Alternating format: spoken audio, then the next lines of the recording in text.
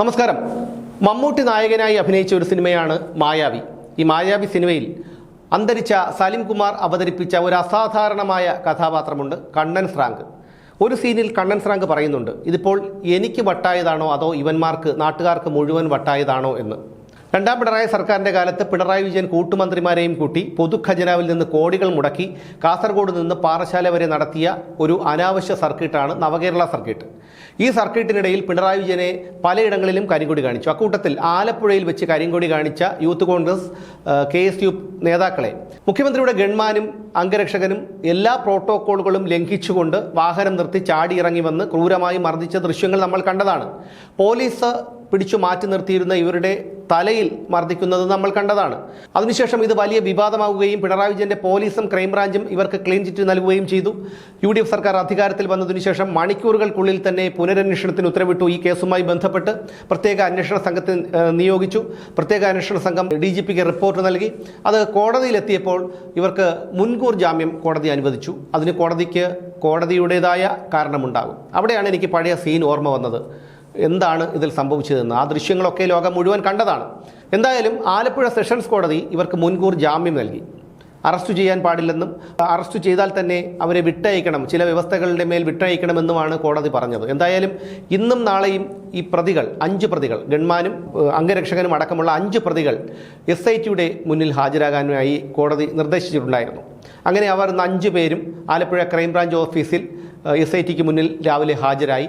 രാവിലെ 10 മണി മുതൽ 4 മണി വരെ ഇന്നും നാളെയും അവരെ ചോദ്യം ചെയ്യാമെന്നാണ് കോടതിയുടെ ഉത്തരവ്. ഈ സംഭവം നടന്നതിനു ശേഷം ഗൺമാൻ അനിൽകുമാർ ഇന്നാണ് പ്രതികരിക്കുന്നത്. ഇന്ന് അയാൾ അവിടെ ചോദ്യം ചെയ്യലിന് എത്തിയപ്പോൾ മാധ്യമപ്രവർത്തകർ ചോദിച്ച ചോദ്യത്തിന് അയാൾ പറഞ്ഞ ഉത്തരം, കേസിൽപ്പെടുത്തി എന്നെ ബലിയാടാക്കുകയായിരുന്നു, എന്നെ വേട്ടയാടുകയായിരുന്നു, പിണറായി വിജയന് ഭീഷണിയുണ്ടായിരുന്നു, അതുകൊണ്ടാണ് ഞാൻ ഇത്തരത്തിൽ ഇടപെട്ടത് എന്നാണ്. നോക്കൂ എത്ര ശുദ്ധമായ അസംബന്ധമാണ് എന്നുള്ളത്. അയാൾ പറഞ്ഞത് പിണറായി വിജയന് ഭീഷണി ഉണ്ടായിരുന്നു എന്നുള്ളതാണ്. നമുക്കെല്ലാവർക്കും അറിയാവുന്ന ഒരു കാര്യമാണ്.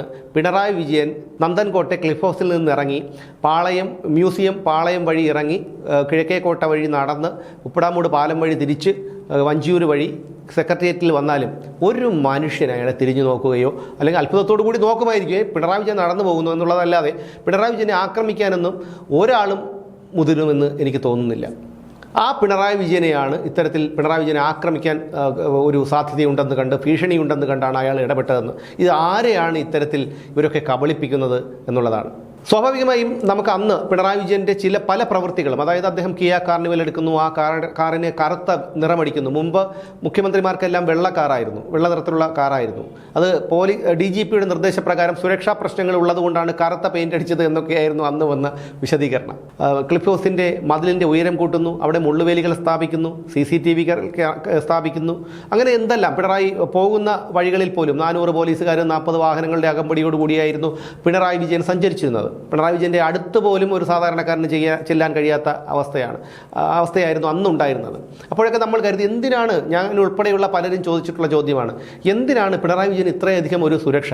ഇവിടെ എത്രയോ മുഖ്യമന്ത്രിമാരുണ്ടായിരുന്നിട്ടുണ്ട്, ഇതിനേക്കാളും ജീവന് ഭീഷണിയുള്ള എത്രയോ നേതാക്കൾ കേരളത്തിലുണ്ട്. അവർക്കൊന്നുമില്ലാത്ത സുരക്ഷ എന്തിനാണ് പിണറായി വിജയൻ ഇത്തരത്തിലൊരു സുരക്ഷ എന്നൊക്കെ ഞാനിങ്ങനെ ആലോചിച്ചിട്ടുണ്ട്. ഞങ്ങളൊക്കെ ചോദിച്ചിട്ടുള്ള ചോദ്യവുമാണ്.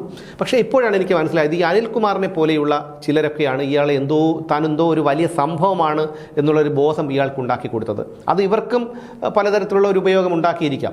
കാരണം സ്വാഭാവികമായും യാതൊരു കഴിവുമില്ലാത്ത എന്തെങ്കിലും ഒരു സാഹചര്യം കൊണ്ട് ഒരു അധികാര സ്ഥാനത്തെത്തുകയോ അല്ലെങ്കിൽ കുറച്ച് പണം ഉണ്ടാവുകയോ ഒക്കെ ചെയ്യുന്ന വ്യക്തികളെ ചുറ്റിപ്പറ്റി നിൽക്കാനായി എപ്പോഴും ഒരു തരത്തിലുള്ള ആൾക്കാരുണ്ടാവും. അവരൊക്കെ ബുദ്ധിമാന്മാരുമായിരിക്കും. എന്തെങ്കിലും സാഹചര്യങ്ങൾ കൊണ്ട് ഒരു വ്യക്തി ഇത്തരത്തിൽ പണക്കാരനോ അല്ലെങ്കിൽ അധികാരം കിട്ടുന്നവനോ ആയിക്കഴിഞ്ഞാൽ അയാൾക്ക് പറയത്തക്ക ബുദ്ധി ഉണ്ടാകണമെന്നില്ല.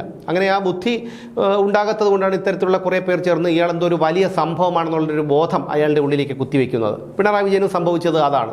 അതുകൊണ്ടാണ് പിണറായി വിജയൻ കരുതിയത് താനെന്തോ ഒരു വലിയ സംഭവമാണ് എന്നുള്ള ഒരു ബോധമായിരുന്നു പിണറായി വിജയൻ. അപ്പോൾ ഇവരൊക്കെയാണ് പിണറായി വിജയൻ്റെ ഉള്ളിൽ ഇത്തരത്തിലൊരു ബോധം, താനെന്തോ വലിയൊരു സംഭവമാണെന്നൊരു ബോധം പിണറായി വിജയൻ്റെ ഉള്ളിൽ കുത്തിവെച്ചു കൊടുക്കാൻ ഇടയാക്കിയത് എന്ന് നമുക്കിതിൽ നിന്ന് മനസ്സിലാകും. കാരണം പിണറായി വിജയൻ്റെ ജീവന് യാതൊരു ഭീഷണിയും ഉള്ളതായി ഇവിടെ രഹസ്യാന്വേഷണ ഏജൻസികളൊന്നും റിപ്പോർട്ട് ചെയ്തിട്ടില്ല. ഇവിടെ ഇന്റലിജൻസ് ഒക്കെ ഉണ്ടല്ലോ, അവരാരും റിപ്പോർട്ട് ചെയ്തിട്ടില്ല. പിണറായി വിജയൻ എത്രയോ വേദികളിൽ പോയി, അവിടെ ഒരിടത്ത് പോലും പിണറായി വിജയൻ ഉള്ള സ്ഥലത്ത് പോലും ഒരു സാധാരണക്കാരൻ ആ ഏരിയയിൽ പോലും നിൽക്കുന്ന ഒരു പതിവില്ല. പക്ഷേ ആ പിണറായി വിജയൻ ഇത്തരത്തിലൊരു ഭീഷണി ഉണ്ടായി എന്ന് പറയുമ്പോൾ അതൊരിക്കലും വിശ്വസിക്കാൻ കഴിയുന്ന ഒന്നല്ല. ഈ അനിൽകുമാർ ഉൾപ്പെടെയുള്ള കുറേ പേർ, ഈ പിണറായി വിജയനോടൊപ്പം ചേർന്ന് നിൽക്കുന്ന കുറേ പേരാണ് അയാളുടെ ഉള്ളിലേക്ക് ഈ ബോധം കുത്തിവെച്ച് കൊടുത്തത്. അതിൻ്റെ ഫലമാണ് പിണറായി വിജയൻ ഇപ്പോൾ അനുഭവിച്ചു കൊണ്ടിരിക്കുന്നത് എന്നുള്ളൊരു വേറെ കാര്യം.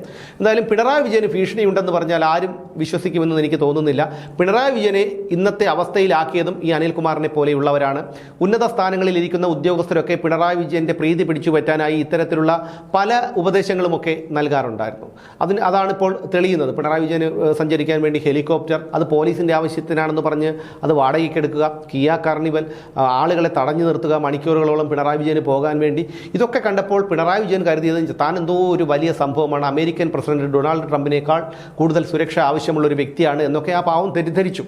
അതാണ് ഞാൻ ആദ്യം പറഞ്ഞത്. ചിലർക്ക് സന്ദർഭം കൊണ്ട് അല്ലെങ്കിൽ എന്തെങ്കിലും സാഹചര്യം കൊണ്ട് അധികാരവും പണവും ഒക്കെ ഉണ്ടായാൽ ബുദ്ധി വേണമെന്നില്ല എന്നുള്ളത്. പിണറായി വിജയന് കൂർമ്മബുദ്ധി കുതന്ത്രമൊക്കെ ഉണ്ട്, അതൊക്കെ നമുക്കറിയാം. പക്ഷേ ഒരു ഭരണകർത്താവിന് വേണ്ട ബുദ്ധി അല്ലെങ്കിൽ ഒരു നയപരമായി കാര്യങ്ങൾ ചെയ്യാനുള്ള ഒരു ബുദ്ധിയും കഴിവുമൊന്നും പിണറായി വിജയൻ ഇല്ല എന്നുള്ള കാര്യം നമുക്ക് എല്ലാവർക്കും അറിയാവുന്നൊരു കാര്യമാണ്. അതാണ് ഈ അനിൽകുമാറിനെ പോലെയുള്ളവരൊക്കെ മുതലാക്കിയത് എന്ന് ഇപ്പോൾ തെളിയുകയാണ്. എന്തായാലും പിണറായി വിജയനോട് ഒട്ടി നിന്നവരൊക്കെ ഏകദേശം അവർക്കൊക്കെ ലാഭമുണ്ടായി. അതാണ് ലോക്നാഥ് ബെഹ്റ. അദ്ദേഹം അന്ന് DGP ആയിരുന്നു, പിണറായി വിജയനോട് ഒപ്പം നിന്നൊരു വ്യക്തിയായിരുന്നു. അദ്ദേഹം വിരമിച്ചതിന് ശേഷവും കൊച്ചി മെട്രോയുടെ MD ആക്കി അദ്ദേഹത്തിന്. അങ്ങനെ പിണറായി വിജയനോട് ചേർന്നു നിന്ന എല്ലാവർക്കും ഇത്തരത്തിലുള്ള പലതരത്തിലുള്ള ഉപയോഗങ്ങളുണ്ടായി. പിണറായി വിജയനെ കരിങ്കൊടി കാണിച്ചവരുടെ തലയടിച്ച് പൊട്ടിച്ചതിലൂടെ ഈ അനിൽകുമാറിനും ഒക്കെ അതിൻ്റെതായ ഗുണമുണ്ടായി. കാരണം അനിൽകുമാറിനെ ബറ്റാലിയനിലേക്ക് ഇൻസ്പെക്ടറായി നിയമിച്ചു. ആ തസ്തിക തന്നെ 2010 നിർത്തലാക്കിയതാണ്. അവിടെയാണ് അനിൽകുമാറിനെ അങ്ങോട്ട് നിയമിച്ചിട്ടുള്ളത്. പിണറായി വിജയൻ കരുതിയത് തൻ്റെ ജീവൻ ഇദ്ദേഹം രക്ഷിച്ചു. അത്രയും സാഹസികമായിട്ടാണ് വാഹനം നിർത്തി ചാടിയിറങ്ങി അവരെയൊക്കെ തല്ലി ഒതുക്കി മർദ്ദിച്ചത്. കാരണം അദ്ദേഹം അങ്ങ് കടന്നുപോയല്ലോ. പിന്നീട് ദൃശ്യങ്ങൾ ഇതൊന്നും കാണാതെയായിരിക്കും പിണറായി വിജയൻ ന്യായീകരിച്ചതും. പിന്നീട് ദൃശ്യങ്ങളൊക്കെ വന്നപ്പോൾ ഒന്നിനും കഴിയാത്തൊരവസ്ഥയിലേക്കും കാര്യങ്ങൾ. പിണറായി വിജയന് കേരളത്തിൽ സുരക്ഷാ ഭീഷണി ഉണ്ടെന്ന് പറഞ്ഞാൽ അത് കേരളത്തിലെ കൊച്ചുകുട്ടികൾ മാത്രമല്ല, അന്തം കമ്മികൾ പോലും വിശ്വസിക്കില്ല.